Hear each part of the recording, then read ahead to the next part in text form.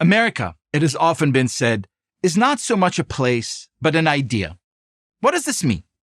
The language of the Bible, as so often happens, offers us an excellent clue.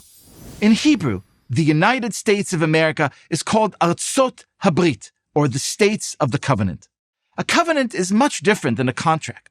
A contract stipulates every imaginable condition and covers every loophole because it has no theory of change.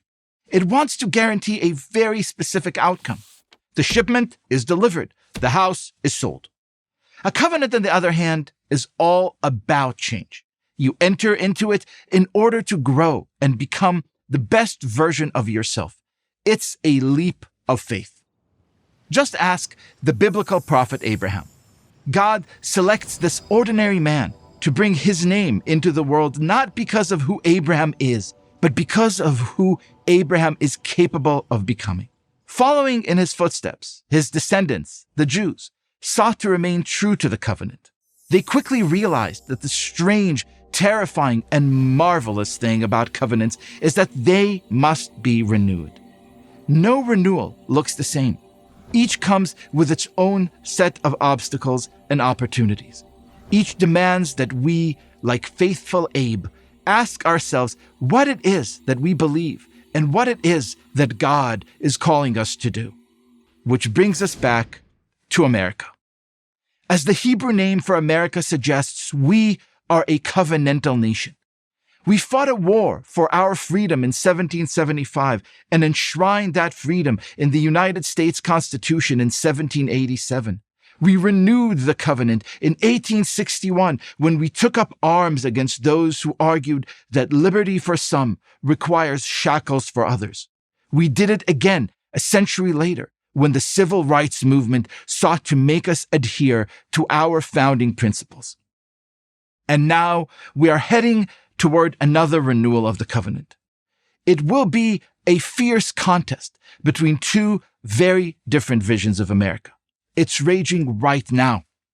On one side are those who believe in covenantal America. Following in Abraham's footsteps, these Americans believe in rising to the occasion. They want to do it by defending the verities that spring from our biblical tradition. They are builders of families, of churches and synagogues, of new institutions and new communities, dedicated to values tested by experience and time. They are not sentimentalists. They understand that the America they're called to renew will not look like the one that came before. Those Americans on the other side take a different approach. They block bridges and occupy public spaces. According to them, America is a depressing place, founded by one race to exploit other races, and that this base motive remains its unerasable sin.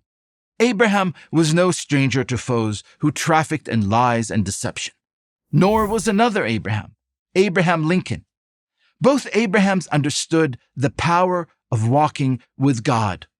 Without the assistance of the divine being, Lincoln said on the eve of the Civil War, I cannot succeed. With that assistance, I cannot fail. Honest Abe wasn't grandstanding. He understood the power of covenants. They are great engines, tremendous sources of renewable spiritual and political energy.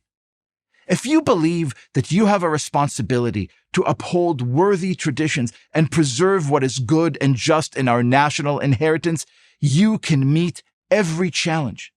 If, on the other hand, you are animated by a sense of entitlement and resentment, or you welcome wrath unchecked by law or love or loyalty, then you are a match in search of something to burn.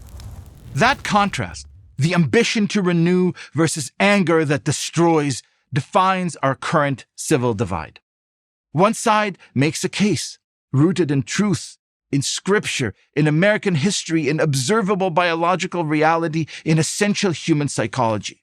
The other, like Abraham's adversaries, bows to flimsy idols, feeds its lust for domination, and believes that everything is permitted. For short and terrible periods of time, an abandonment of reason can feel thrilling. Men can become women. Social justice means looting the Prada store. Let's throw soup at a work of art to show our love for Mother Earth. But the thrill doesn't last. It loses steam quickly, producing nothing but broken cities and broken spirits.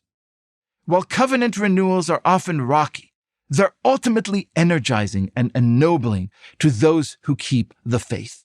Let's find our inner Abraham and, like him, say, Hineni, here I am, committed, ready for the challenge of renewing America.